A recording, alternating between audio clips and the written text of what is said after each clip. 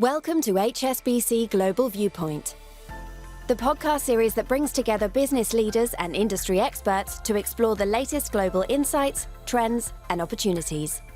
Make sure you're subscribed to stay up to date with new episodes. Thanks for listening, and now on to today's show.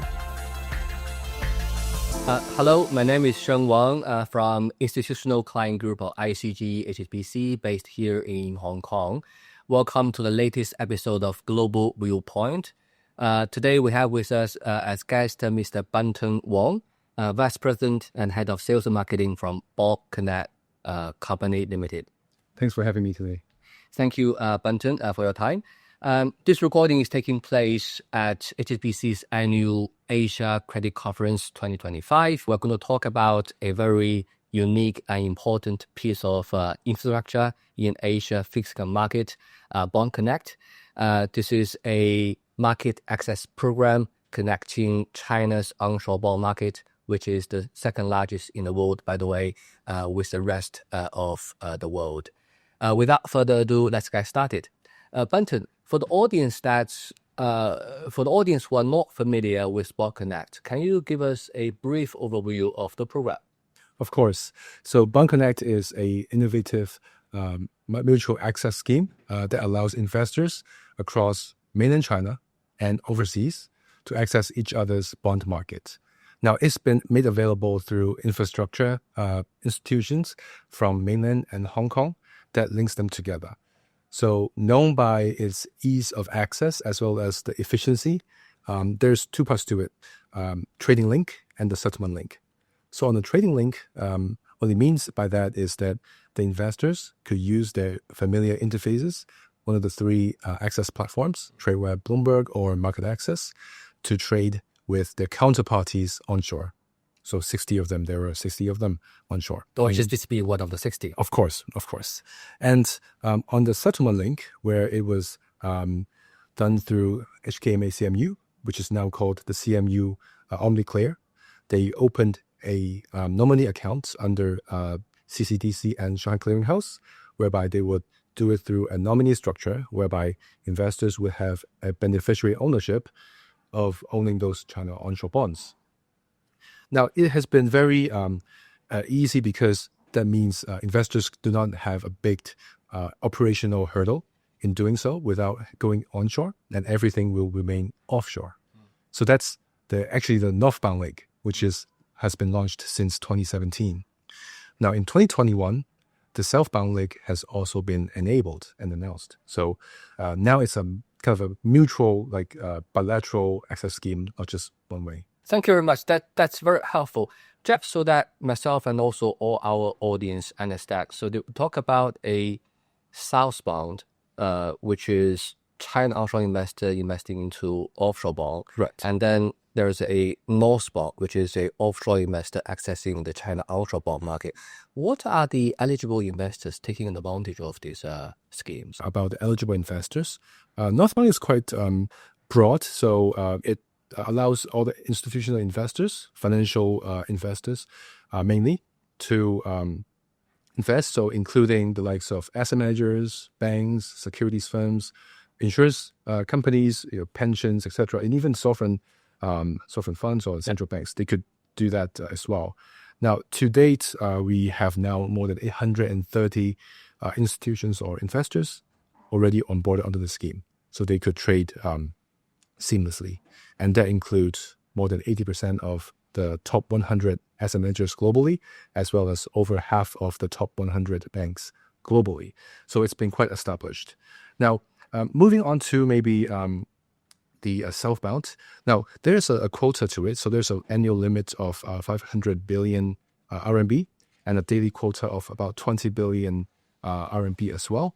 Now, the eligible investor, the list of it is more confined and defined, I would say, because there are two groups of people. One would be the 41 designated banking financial institutions. So we exclude those sort of non-bank financial institutions as well as the rural financial institutions. And they were designated by the PBOC as the Tier 1 dealers for the open market business in 2020. So that's HSBC China being one of them. Exactly. And the second group of people would be the existing QD or RQD investors. So they could also leverage such infrastructure for the investments as well. So two groups of people. And what they could do is they could trade through the 22 designated southbound market makers.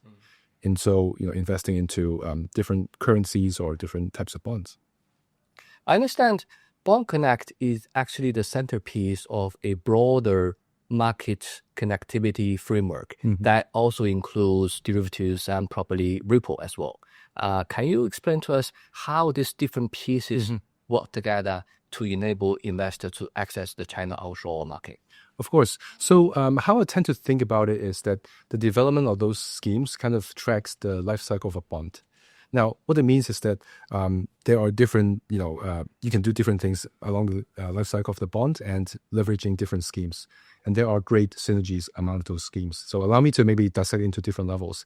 On the transactional level, it helps reduce investors' transactional cost, as well as allowing more dimensions of the investment sort of strategies to be expressed or views to be expressed. In the medium term, obviously, it also increases the capital efficiency. So it doesn't have to be always buying, selling, And in the long run, I think this actually the most important one would be to increase the attractiveness of the China onshore bonds, as well as integrating towards the more international practices. The scheme has attracted a lot of inflows into the China market. So just to give you some figures, right now, till I think last month, we saw a custody balance of 4.5 trillion RMB in terms of foreign holdings in the China bond market, which is has been growing significantly through the launch of it. And over half of the trading volume was attributed to bond connect investors compared to the CIBN direct investors as well. So as you can see, now that they have all these holdings, what can they do about it, right? So from an investor perspective, along the life cycle of the bond, they could obviously think about, okay, how do I manage the risk management of it? Or how do I make better use of those bonds, right? The holdings. Exactly. So that's why this call for these features has been manifesting those schemes like Swap Connect or repo to be launched. Now take Swap Connect, for example, which was launched in 2023, the first derivatives connect program that is managed by HKEX as well as CFETs to allow investors to first access the onshore interest rate swap market. So just to be in an investor's mind, right? When they see the need for risk mitigation or just think about how do they do with it, they could use Swap Connect instead of just outright buying or selling, which may generate quite significant transactional cost to take care of that aspect. So that's pretty big. The last thing about on the collateral, I think that's an aspect that the PBOC has been announced and pushing forward on how to elevate China onshore bonds to be the HQLA, right? High quality liquid asset. And that's a very important thing to do because they can now use it for more instances. As you can see, all these together, I think there's great synergies as well as kind of fit in the toolbox of an investors, bond connect or CIBN direct investors, that allows them to manage their positions greatly. So speaking of collateral, I know that HSBC is one of the 11 offshore market makers. Yes, we are. As well as a very active Bond Connect custodian as well. So Sheng, would you mind sharing with us a little bit on how the scheme has been and as well as how it has stimulated interest from different investor base? Well, absolutely. It's apparently early days after the recent launch. And however, we have already seen a very strong interest from a very broad variety of different type of market participants, including commercial banks, broker-dealers, asset managers. They would inquire, they would prepare, they would get themselves ready and even conduct some pilot transactions so that they have the knowledge of when they need to use these bonds to raise financing, they can. And, in your word, this gives them additional scenarios to make use of the bond that they acquire via Bond Connect. So it's all very welcoming development in the market. It's good to know. Now, changing track a little bit, we are recording this at our Asia Credit Conference. You'll notice this is a very busy conference. We have many issuer clients meeting with many investor clients outside this room.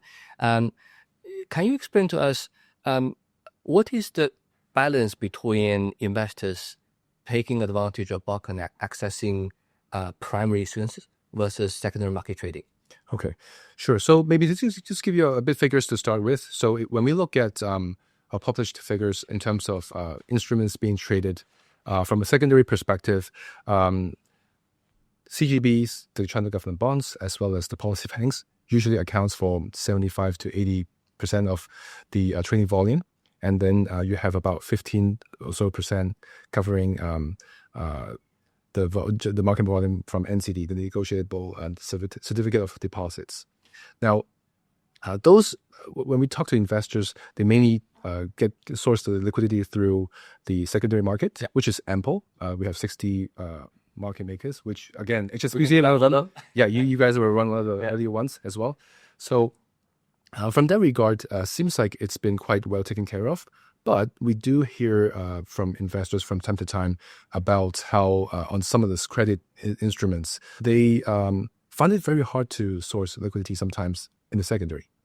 And some of them may be because investors usually do a buy and hold kind of strategy, and it's not available, a lot of instruments available and out there. And obviously, kind of going back to your question, was primary. Now, primary market do have a little bit of nuances sometimes in terms of accessing. Operational kind of standpoint, maybe is the likes of having to sometimes fax those subscription orders to the underwriters, or signing those distribution agreements of each and every issuance. That's one, and sometimes they don't know where to find them, and it's not the same group of people designated by the market makers. So that's some of the reasons. So we're now approaching the 8th anniversary of the launch of Bot Connect. So I understand over the past 8 years, Bot Connect company has been working really hard to streamline the processes, add functionalities, etc. How different does Bot Connect look today compared to when it was launched 8 years ago? What are the milestone improvements to you? That's the most the question I love the most, because we do when we look back, right?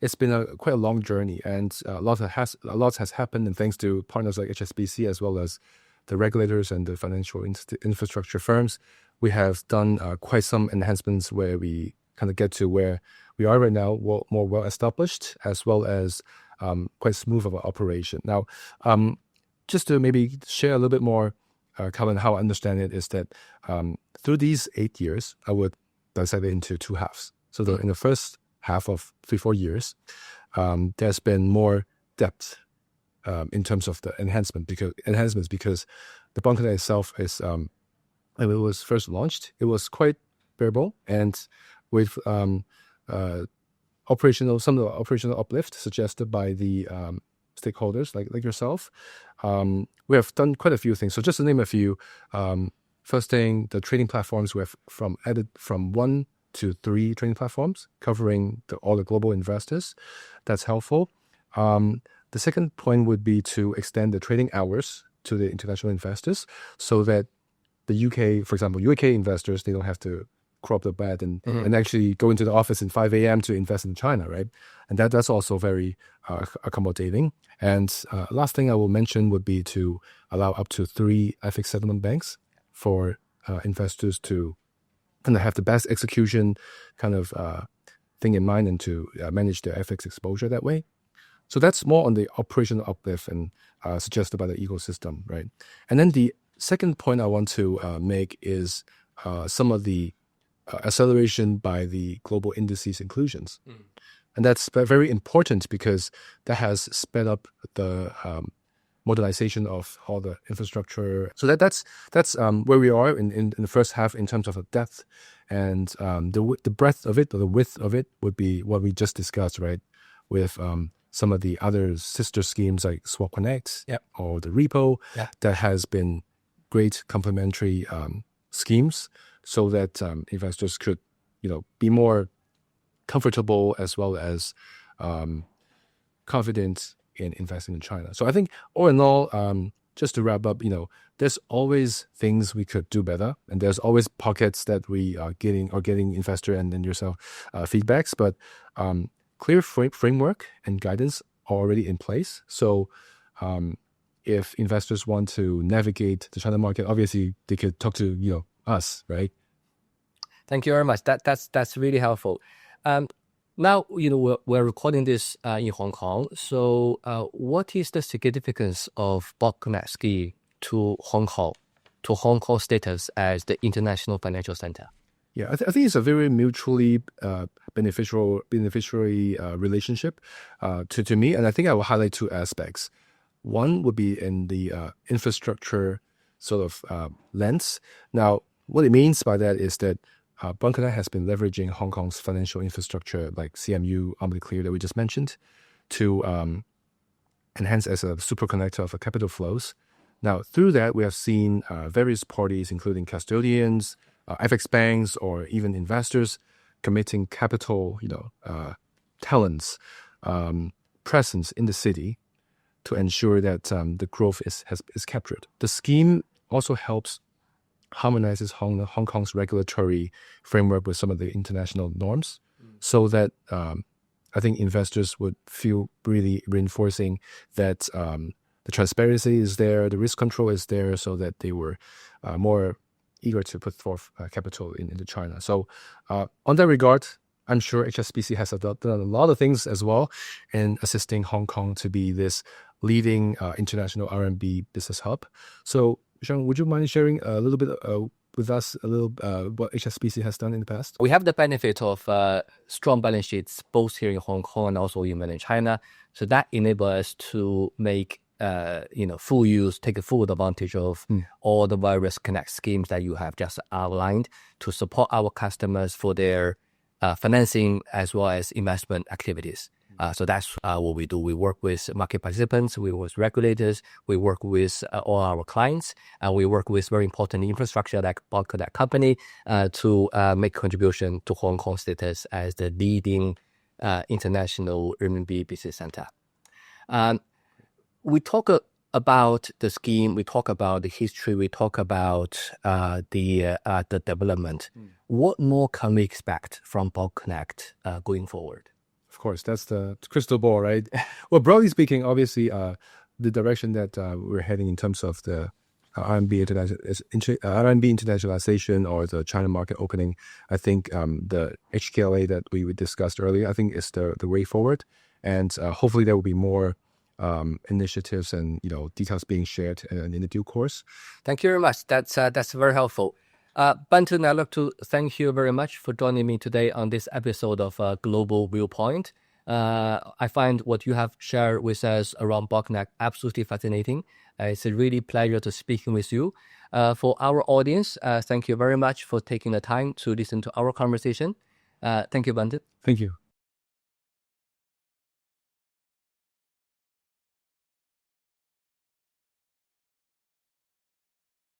Thank you for joining us at HSBC Global Viewpoint. We hope you enjoyed the discussion. Make sure you're subscribed to stay up to date with new episodes.